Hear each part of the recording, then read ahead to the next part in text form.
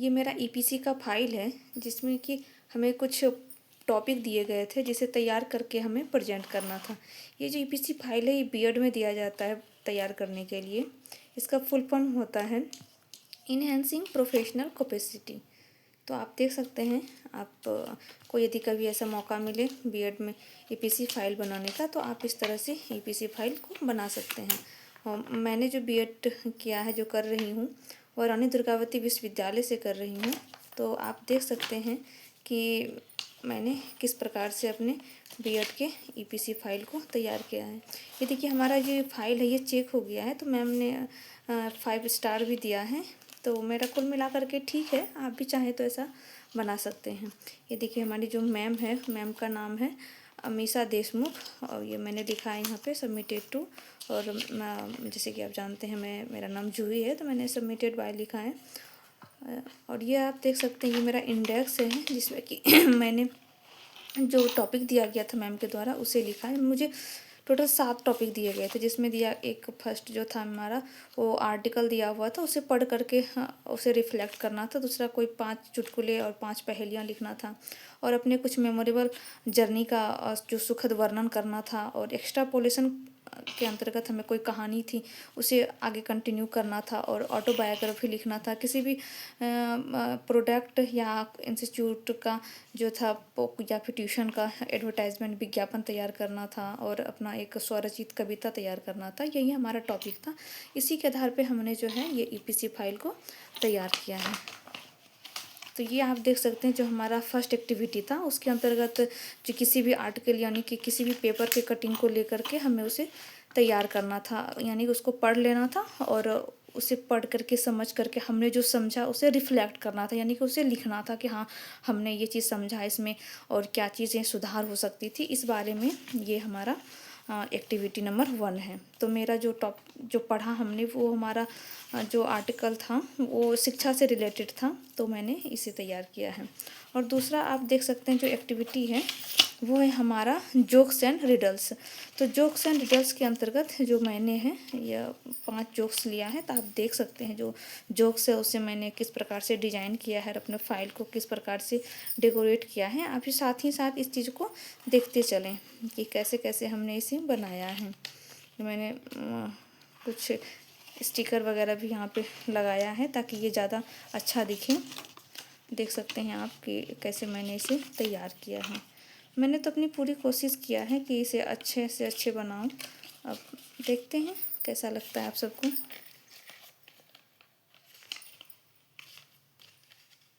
ये देखिए, मैंने इसे कुछ अच्छी तरह से डिजाइन करने का कोशिश किया है। ये थर्ड हमारा एक्टिविटी है अब मेमोरेबल जर्नी। ये मैंने जो मेमोरेबल जर्नी है ये बनाया है मैंने मतलब मेरी पूरी फैमिली और मेरी बहन लोग सब, मतलब टोटल कहा जाए हम लोग गए थे दिल्ली टूर पे, तो वहीं का मैंने ये मेमोरेबल जर्नी को यहाँ पे दर्शाया है। तो आप देख सकते हैं जो हमारी पिक है ये कैसी लग रही है। और ये जो हमने बुक डायरी जैसे बनाया है, तो इसमें हमने उस जर्नी के बारे में लिखा है कि हमारी जर्नी कैसी थी, कहाँ से कहाँ तक की थी, हमारा अनुभव कैसा रहा उस जर्नी के दौरान। आप इसे देख सकते हैं।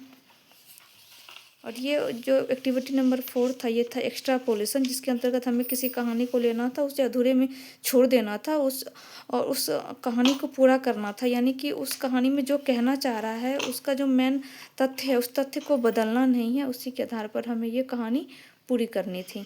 तो हमारी ये कहानी का जो शीर्षक है वो है कृष्णा देव राय और तेनालीराम।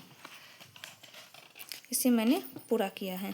और हमारा एक्टिविटी नंबर जो 5 है वो हमारा है ऑटोबायोग्राफी, जिसके अंतर्गत मैंने ये अपना ऑटोबायोग्राफी लिखा है। आप देख सकते हैं किस प्रकार से मैंने लिखा है और डिजाइन किया है। और एक्टिविटी नंबर 6 है हमारा प्रमोशनल एडवर्टाइजमेंट, यानी कि हमें अपना कोई भी एक विज्ञापन तैयार करना था और उसे हम किस प्रकार से लिख सकते हैं ताकि उसका अधिक से अधिक प्रचार हो, ये दिया गया था। तो मैंने जो एडवर्टाइजमेंट तैयार किया है वह जूही कोचिंग सेंटर, जिसके अंतर्गत मैंने कुछ फैसिलिटी स्टूडेंट को दिया है। जैसे कि आप देख सकते हैं कि मैंने बच्चे को दिया है कि साप्ताहिक जो है जाँच परीक्षा की व्यवस्था रहेगी, कमज़ोर छात्र के लिए अलग से क्लासरूम की व्यवस्था होगी, और कम से कम मासिक शुल्क निःशुल्क रहेगा और सफलता की गारंटी रहेगी। इस प्रकार से कुछ-कुछ मैंने यहाँ पे बच्चों को सुविधाएँ दी हैं कि आप इस आधार पर भी आप हमारे कोचिंग को जॉइन कर सकते हैं। और हमारा जो मीडियम रहेगा वो हिंदी इंग्लिश दोनों रहेगा। हमारा कॉन्टैक्ट नंबर दिया हुआ है, कहाँ लोकेशन है ये भी दिया हुआ है, तो आप देख सकते हैं। और लास्ट एक्टिविटी हमारा स्वरचित कविता, और इसमें आप देख सकते हैं कि मैंने स्वरचित कविता के अंतर्गत जो कविता लिया है वह है रानी दुर्गावती की। तो रानी दुर्गावती सबसे पहले हमने लिखा है कि जन्म कब हुआ था, उसकी शादी कब किससे हुई, और उसका जो बेटा था उसका क्या नाम था, उसका क्या, और रानी दुर्गावती का डेथ कब हुआ। तो और ये देख सकते हैं रानी दुर्गावती के ऊपर ये कविता है लिखी हुई, और ये बहुत ही प्यारी हमारी रानी दुर्गावती को आप देख सकते हैं। और ये हमारा लास्ट पेज है इस ईपीसी फाइल का, और लास्ट में मैंने ये थैंक यू कार्ड तैयार किया है, आप देख सकते हैं। और इस प्रकार से हमारा ये ईपीसी फाइल जो है वो कंप्लीट होता है। आप प्लीज़ बताइए कि आपको ये हमारा ईपीसी फाइल कैसा लगा। Thank you.